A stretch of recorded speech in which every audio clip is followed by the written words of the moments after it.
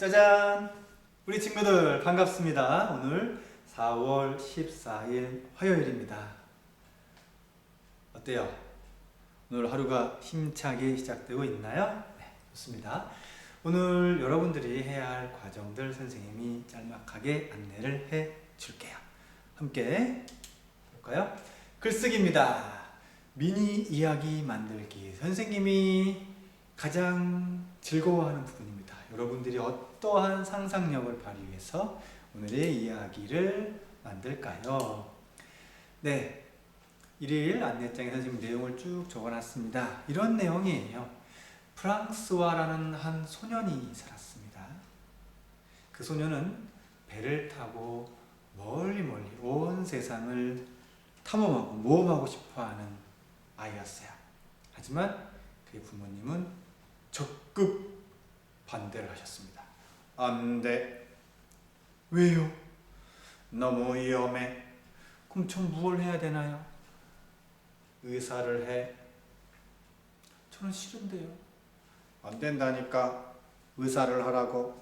자, 이 다음의 이야기 어떻게 전개될 것인지 여러분들이 클래스팅에 직접 이야기를 적어주기 바랍니다. 물론 공책에 쓰고 그걸 사진 찍어서 클래스팅에 올려주어도 괜찮습니다. 여러분들의 흥미진진한 이야기 선생님 기대하고 있겠습니다. 자, 오늘의 한자입니다. 자, 지난 시간 한자들 기억하고 있나요? 지난 시간에 한자 이 아랫부분은 밭전자하고 좀 비슷하게 생겼어요. 그렇죠? 근데 뭐가 하나 삐죽 올라왔습니다. 자, 이 글자가 또 여기에도 들어가 있고요. 또 이 글자가 여기에도 들어가 있어요. 자, 무슨 글자인지 궁금하죠? 알고 있나요? 꼭 선생님이 동영상 올려놓은 것 참고하세요. 그냥 이거 보고 무조건 10번씩 쓰는 거 의미 없습니다. 그러면 이틀 뒤면 다 잊어버려요. 하지만 선생님이 동영상에 이 글자는 무슨 이유가 있어서 이런 글자의 뜻이 됐어요 라고 하는 그 설명 꼭 들으세요. 그러면 여러분들 평생 잊지 않게 될 겁니다. 알겠죠? 자, 도덕 수업입니다. 오늘 드디어 첫 번째로 실시간 수업을 하게 됩니다. 줌을 통해서 우리 지난번에 간략하게 인사만 나눴어요. 그렇죠? 급하게 그냥 얼굴만 봤습니다. 그리고 잘 작동하는지 확인했어요. 오늘 우리가 30분씩 수업을 진행할 겁니다. 여학생 먼저 할 거고 그 뒤에 남학생 할 겁니다. 선생님이 10시 반에 클래스팅에 초대 코드 올려보낼 거예요. 비밀번호도 올려놓을 거고요. 그러면 그때부터 미리 들어오고 싶은 친구들은 바로 들어와도 되고요. 수업은 10시 50분에 시작됩니다. 최소한 5분 전부터는 접속을 시작해 주세요. 알겠죠? 그리고 10시 50분에 시작해서 11시 20분에 여학생들 수업을 마칠 겁니다. 마치면 그 즈음부터 남학생들이 또 접속 코드 입력하고 비밀번호 입력하고 해서 들어오세요.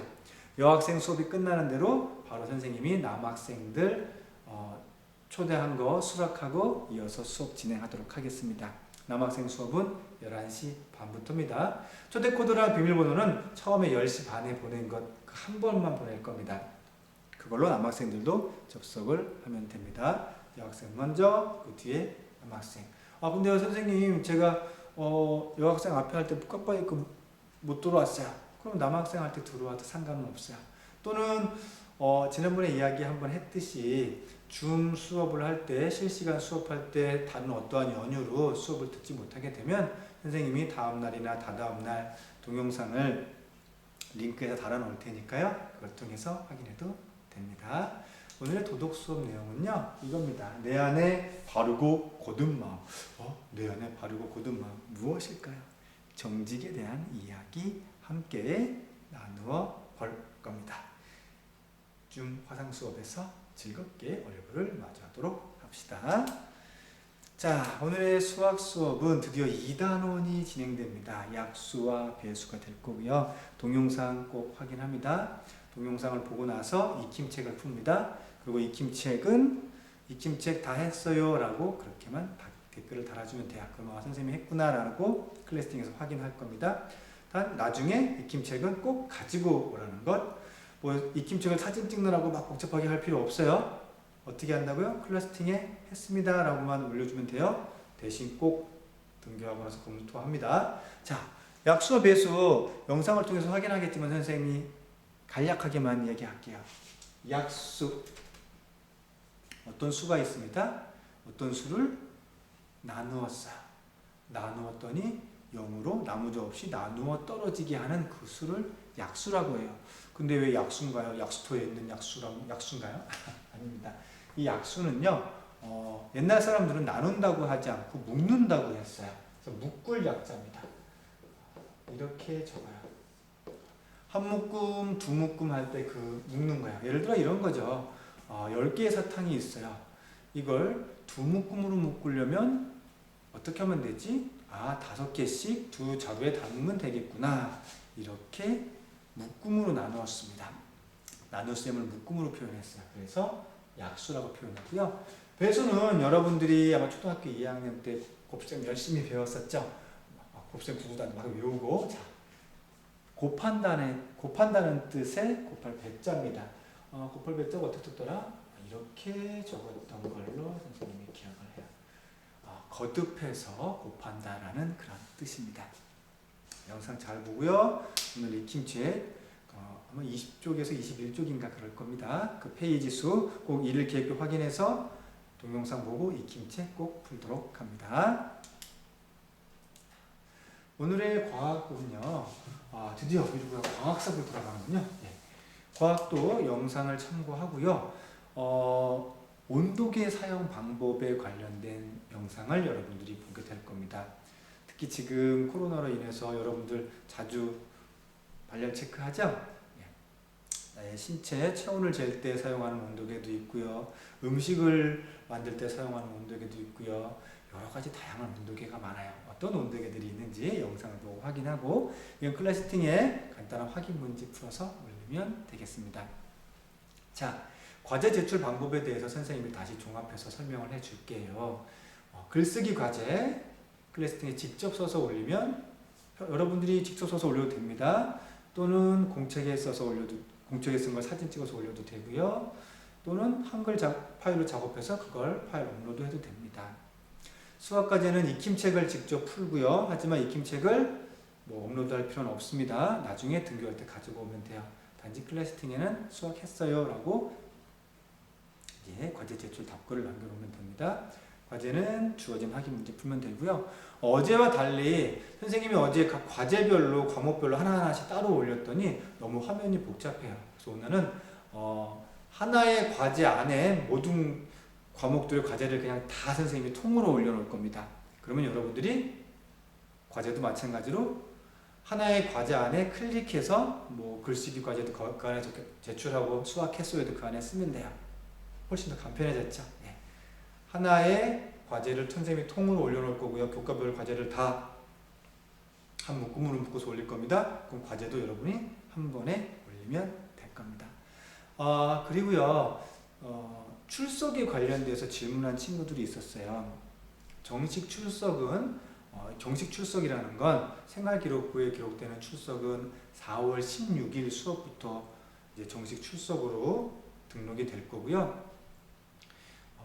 그리고 출석이 인정되는 방법은 이런 겁니다. 클래스팅에 딱 접속했어요.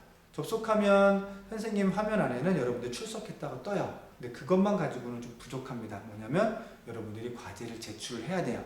과제를 제출하면 그걸로 영상도 다 봤구나. 과제 제출했음이라고 적었네. 보고 그것이 출석이 인정됩니다. 선생님 근데 그날 제가 숙제를 못하면요? 괜찮습니다. 한 일주일 정도 여유를 둬요. 일주일 안에 여러분들이 과제를 올리기만 하면 그것은 출석으로 인정이 될 수 있어요. 언제부터요? 4월 16일부터입니다. 자, 오늘도 마찬가지로 오늘의 명언 선생님이 하나 들려주겠습니다. 나오고 있지요. 그리움이란 모든 것이 달라진 후에야 비로소 싹트는 것.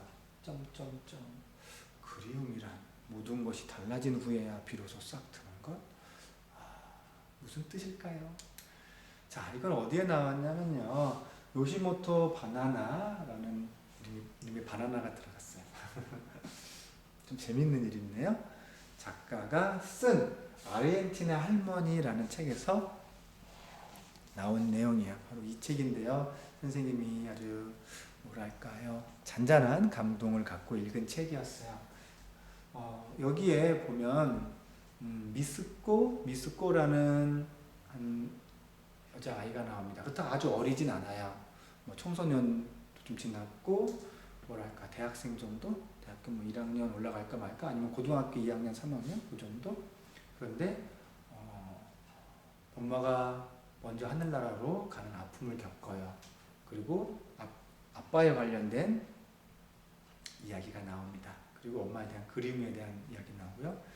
거기에서 세월이 어떻게 흘러가고 또 그리움이 어떻게 찾아오는지에 대한 소감을 미스코가 이렇게 얘기했어요. 그리움이란 건 말이야, 모든 것들이 달라진 후에 그때서 비로소 싹트게 오기 시작하는 거야. 일상 안에서는 잘 몰라요. 갑자기 무언가가 바뀌고 다시 되돌아갈 수 없는 그 순간이 오면 그리움이라는 것이 싹틉니다. 여러분 안에도 분명히 그리움들이 있을 겁니다. 어떤 그리움이 있을까요? 어떠한 것이든 그리움은 그 시간을 거쳐서 또 다른 나의 한 모습을 만들어내요. 그리고 그것을 간직한 채 살아갈 수 있는 또 다른 새로운 나의 모습이 됩니다. 여러분 안에 간직하고 있는 그리움이 어떤 것들이 있는지, 그리고 나에게는 앞으로 어떠한 그리움들이 또 더욱 생길지 궁금하지 않나요? 여러분들에게 잔잔하면서도 행복한 그리움들이 차곡차곡 만들어져 가기를 응원합니다. 자, 그러면 오늘도 여러분 힘찬 하루 시작하고요. 잠시 후에 도덕 시간의 줌 실시간 수업에서 만납시다. 안녕!